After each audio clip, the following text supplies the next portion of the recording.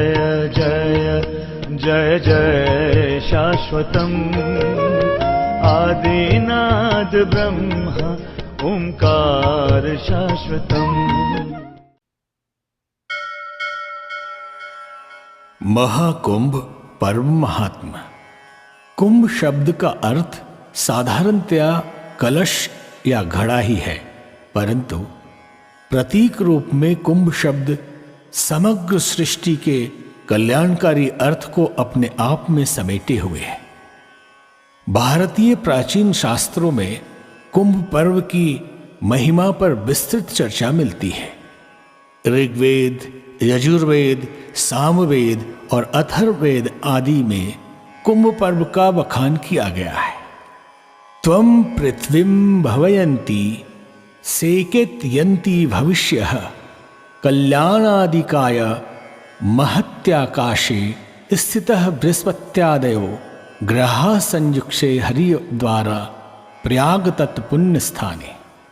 अर्थात पृथ्वी को कल्याण की आगामी सूचना देने के लिए या शुभ भविष्य के संकेत के लिए महाआकाश में जब पृथ्वी आदि ग्रह जुटते हैं, तब हरिद्वार, प्रयाग आदि पुण्य स्थानों पर कुंभ का शुभ समागम होता है। पुराणों में 12 कुंभ स्थानों की संख्या बताई गई है, जिसमें 4 मृत्युलोक अर्थात पृथ्वी पर तथा 8 देवलोक में बताए गए हैं। भारतीय अध्यात्म में मोक्ष की परिकल्पना पूरे विश्व में भारतीय दर्शन को विशिष्ट स्थान दिलाती है। स्वार्थ और लालसाओं से मुक्त ऋषि महर्षि मानव कल्याण एवं उच्च आदर्शों की स्थापना के उद्देश्य से तथा साधु संत विद्वज्जन की आचार संहिता से ही राजा और प्रजा प्रेरित होकर आनंद पूर्वक अपना जीवन यापन किया करते थे। इन पुण्य पर्वों में सद्विचारों का आदान प्रदान, समाज को नवीन चेतना देने, देश काल एवं वातावरण पर धार्मिक महत्ता का वर्चस्व स्थापित करने, आत्मीयता एवं सौहार्द का वातावरण बनाने में सहायता मिलती है। कुंभ पर्व के संबंध में वेदों में अनेक महत्वपूर्ण मंत्र मिलते हैं, जिनसे सिद्ध होता है कि कुंभ पर्व अत्यंत प्राचीन और वैदिक धर्म से ओतप्रोत है। जधानवत्तम सवदितिर वनेव पुरुरोज पुरौरदन सिंधु विभेदगिरी नौ भिन्न कुंभ भागा इंद्रो अक्रमत सुवैभिः। अर्थात कुंभ पर्व पर जाने वाला मनुष्य अपने सत्कर्मों के फलस्वरूप अपने पापों को वैसे ही नष्ट करता है जैसे कठोर वन को काट देता है। जैसे गंगा नदी अपने तटों को काटती हुई प्रवाहित होती है, उसी प्रकार कुंभ पर्व मनुष्य की पूर्व संचित कर्मों से प्राप्त हुए शारीरिक पापों को नष्ट करता है। पुराणों में यह भी वर्णन मिलता है कि एक कुंभ स्नान करने का फल 1.25 करोड़ अश्वमेध यज्ञों के पुण्य के फल के समतुल्य है।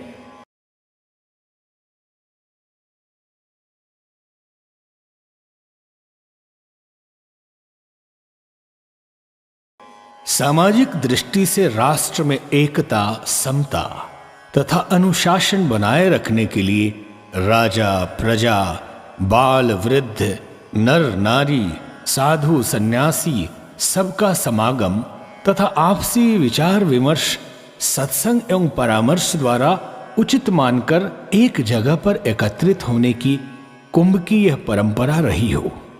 वैज्ञानिक दृष्टि से हम यह भी मान सकते हैं कि पुराणों में कुंभ का जो इतिहास है, अमृत बूंद गिरने का और उससे लाभ मिलने का, यह भी माना जा सकता है कि ज्योतिष गणना के अनुसार अर्थात हरिद्वार, प्रयाग, उज्जैन और नासिक में 12 वर्षों के अंतराल में ग्रहों की ऐसी विशेष अवस्था बनती है कि उसी स्थान पर जहां कुंभ के उचित तिथि मानी जाती है, जहां ग्रहों की किरणों का विशेष प्रभाव पड़ता है और वहां स्नान करने पर अमृत तुल्य लाभ मिलता है और जीवन के विकास और नकारात्मकता समाप्त हो जाती है, और इसे ही हम पाप का नाश एवं पुण्य का उदय भी मान सकते हैं।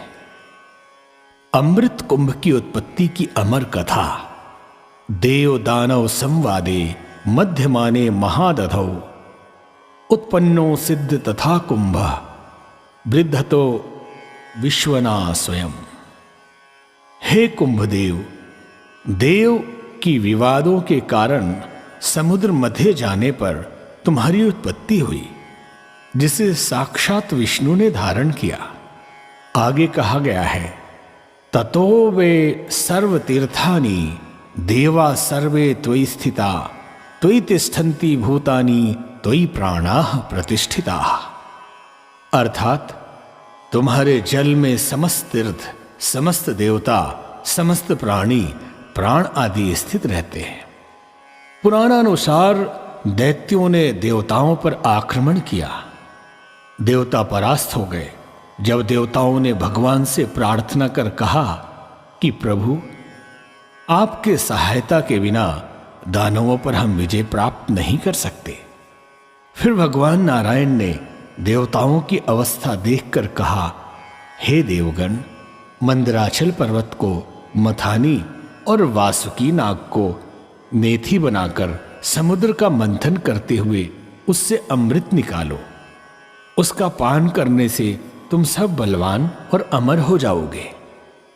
भगवान के कथनानुसार देव दानवों ने मिलकर अमृत निकालने के यंत्र में प्रयत्न किया। मंदराचल पर्वत मंथन दंड या वासुकी नाग नेथी थे।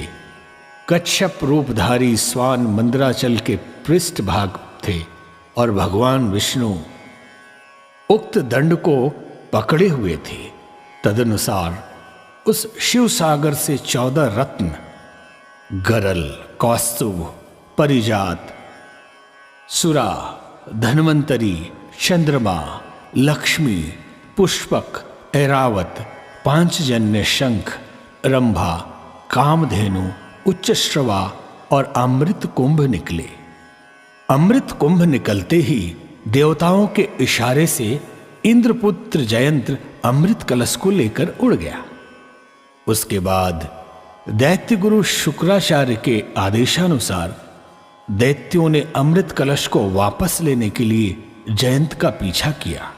घोर परिश्रम के बाद उन्होंने बीच रास्ते में जयंत को पकड़ लिया।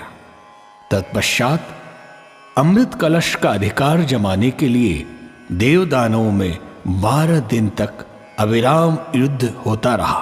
परस्पर इस समय में पृथ्वी के 4 स्थान प्रयाग, हरिद्वार, उज्जैन, नासिक आदि जगहों पर कलश गिरा था। उस समय चंद्रमा ने घट से पस्तवर्ण होने से, सूर्य ने घट टूटने के भय से, गुरु ने दैत्यों के अपहरण के भय से और शनि ने देव इंद्र के भय से घट की रक्षा की। कलह शांत करने के लिए भगवान ने मोहिनी रूप धारण कर यथाधिकार सबको अमृत बांटकर पिला दिया। इस प्रकार देव दानव युद्ध का अंत हुआ। अमृत प्राप्ति के लिए देव दानवों में परस्पर 12 दिन पर्यंत निरंतर युद्ध चलता रहा। देवताओं के 12 दिन मनुष्य के 12 वर्ष के समतुल्य होते हैं। अतएव कुंभ भी 12 होते हैं। इनमें से 4 कुंभ पृथ्वी पर होते हैं और 8 कुंभ देवलोक में होते हैं, जो कि देवगण ही प्राप्त कर सकते हैं। मनुष्यों की वहां पहुंच नहीं है। जिस समय में चंद्रादि राशि कलश की रक्षा की थी, उस समय के वर्तमान राशियों पर रक्षा करने वाले चंद्र, सूर्य आदि आते हैं। उस समय कुंभ योग होता है। उसी वर्ष उसी समय राशि के योग में जहां जहां अमृत कुंभ सुधा बिंद गिरी थी, वहां वहां पर कुंभ का पर्व होता है। हरिद्वार, प्रयाग, उज्जैन तथा नासिक, इन 4 निर्णित स्थानों पर कुंभ योग के समय कुंभ पर्व के उद्देश्य से साधु, महात्माओं और साधारण जन का आगमन होता है। शास्त्रों के अनुसार भी भिन्न भिन्न स्थानों के कुंभ हेतु ग्रहों की स्थितियां अलग अलग होती हैं। स्कंद पुराण में लिखा है, मेष राशि गते जीवे मकरे चंद्र भास्करो अमावस्या तदा योगः कुंभाच्छस तीर्थनायके। अर्थात जिस समय बृहस्पति मेष राशि पर स्थित हो तथा चंद्रमा और सूर्य मकर राशि पर स्थित हो, उस समय तीर्थराज प्रयाग में कुंभ योग होता है। ज्योति पुराण कहता है, पधीनी नायके में से कुंभ राशि गते गुरो गंगा द्वारे भदेद योगः कुंभ नमात धौतमः। अर्थात कुंभ राशि और मेष राशि में जब गुरु जाते हैं तो गंगा द्वार अर्थात हरिद्वार में कुंभ होता है। स्कंद पुराण में लिखा है, मेष राशि गते सूर्य सिंह राशि बृहस्पतो उज्जन्याम भवेत कुंभ सदा मुक्तिदायक। अर्थात जिस समय सूर्य मेष राशि पर हो और बृहस्पति सिंह राशि पर, उस समय उज्जैन में कुंभ होता है। सिंह राशि गते सूर्य सिंह राशि बृहस्पतो गोदावरियाम भावेत कुंभ भक्ति मुक्तिदायक। स्कंद पुराण का कथन है। अर्थात जिस समय सूर्य तथा बृहस्पति सिंह राशि पर हो, उस समय नासिक में होने वाला कुंभ मुक्तिदायक होता है। इस वर्ष हरिद्वार में महाकुंभ 2021 की तिथियां इस प्रकार हैं। शाही स्नान की तिथियां हैं महाशिवरात्रि 11 मार्च 2021 गुरुवार, सोमवती अमावस्या 12 अप्रैल 2021 सोमवार, मेष संक्रांति वैशाखी 14 अप्रैल 2021 बुधवार, चैत्र पूर्णिमा 27 अप्रैल 2021 मंगलवार। ये शाही स्नान की तिथियां थीं और सामान्य पर्व स्नानों की तिथियां इस प्रकार हैं। मकर संक्रांति 14 जनवरी 2021 गुरुवार, मौनी अमावस्या 11 फरवरी 2021 गुरुवार, बसंत पंचमी 16 फरवरी 2021 मंगलवार, माघ पूर्णिमा 27 फरवरी 2021 शनिवार, चैत्र शुक्ल प्रतिपदा 13 अप्रैल 2021 मंगलवार, रामनवमी 21 अप्रैल 2021 बुधवार।